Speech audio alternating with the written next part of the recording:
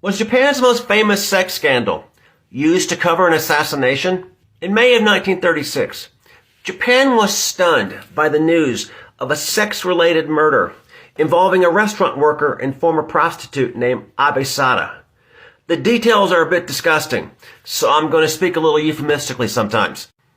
Abesada was the youngest of 8 children, and her teen years were rough. She was sold to a geisha house and then later worked as a licensed prostitute. From there, she became a waitress and worked at unlicensed brothels in Osaka. She then did the same in Tokyo and Nagoya, getting arrested more than once. In Nagoya, she became the mistress of a banker with political aspirations, who convinced her that she could become a restaurant owner just by getting the right apprenticeships.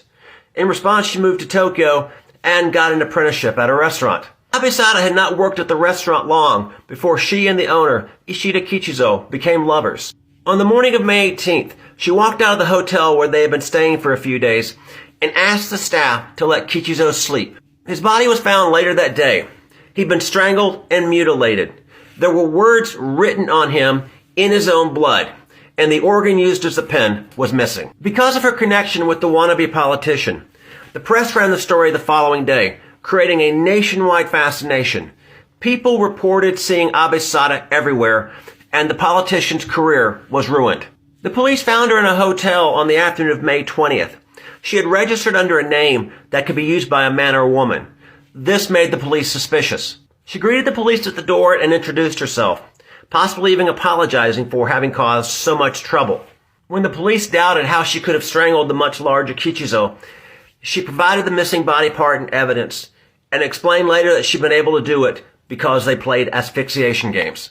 The trial began that November, with Abesada accused of murder, mutilation, and perversion. She pled guilty to the first 2, but fought the 3rd charge and won.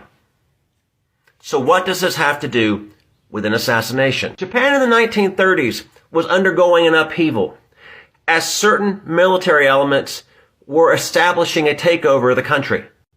There was an attempted coup in 1932. In February of 1936, 3 months before the murder, a second coup was attempted as 2 military factions struggled for absolute control.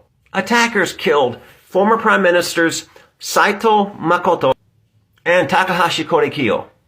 Prime Minister Okada Keisuke survived the attempt on his life as the attackers mistakenly shot his brother instead. The coup's failure led to the execution of 19 people, with others committing suicide and one of the 2 competing factions dissipating. The remaining faction, led by Tojo Hideki, survived. Reporting on the coup and its aftermath took months, with the press growing fearful of those in control. So the scandal was not directly used to hide the assassinations. However, it gave the press another topic to talk about. The sex murder scandal of Abesada provided the press with a salacious and welcome respite from having to report on the coup.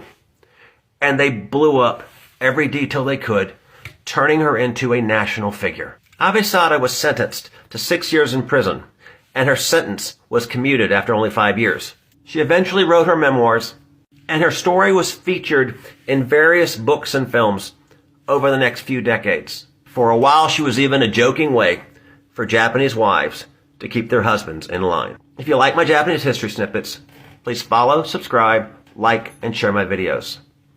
And if you like books set in medieval Japan, please check out my works. Thank you very much.